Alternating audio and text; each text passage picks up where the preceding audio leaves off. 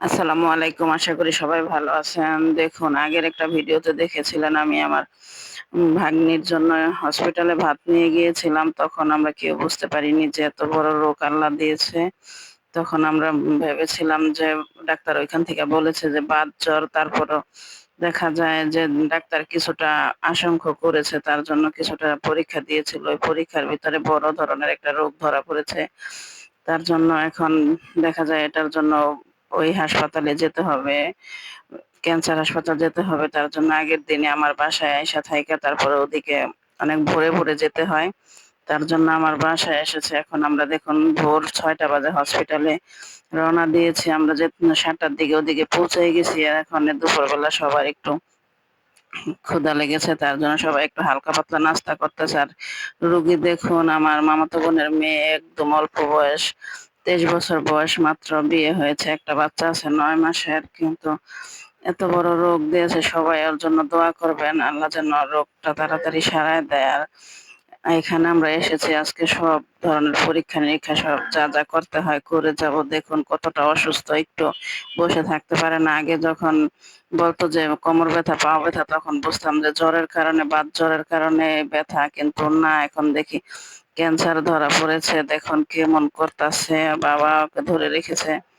ওদিকে বাহিরে অনেক বৃষ্টি। আমরা এখন অন্য একটা হসপিটালে যাব। এখান থেকে যা পরীক্ষা-নিরীক্ষা, সিটি স্ক্যান করা শেষ। এখন আমরা অন্য একটা হসপিটালে নিয়ে যাইতেছি।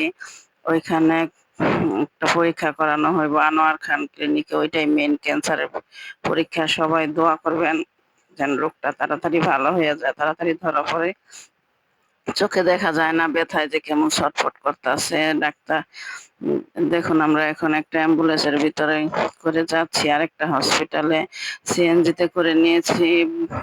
এখন আর সিএনজিতে ওঠার কোনো নেই। আজকে একদিনে ৫-৬টা হসপিটাল ঘুরে যা পরীক্ষা করা যা দরকার করেছি। কারণ গ্রাম থেকে এসেছে আর সবারই কাজ কাম আছে, দেখা যায় সবাই ব্যস্ত থাকি। আমরা আজকে ভেবেছি যে সম্ভব হলে সবকটা পরীক্ষাই করব। দেখুন এখানে যে উম আমি তো অতটা বুঝতে জানি না, আমরা কখনো এইসব রোগ দেখিনি। তারপরেও দেখুন যে ক্যান্সার হইলে নাকি এই একটা পরীক্ষা, কি যেন নামটা আমি সঠিক বলতে পারতাছি না, গলায় থেকে টিউমারটা তো গলায়, তার জন্য গলার থেকে গোঁজ কেটে নেওয়া হয়েছে। এখানে কাটতে গিয়ে দেখে ২টা হয়েছে টিউমার, ২টা থেকে ২ টুকরা গোঁজ নেওয়া হয়েছে। দেখুন আমরা এখন জামে বইসা রইছি অ্যাম্বুলেন্সে, এখন আর বসার কোনো নেই।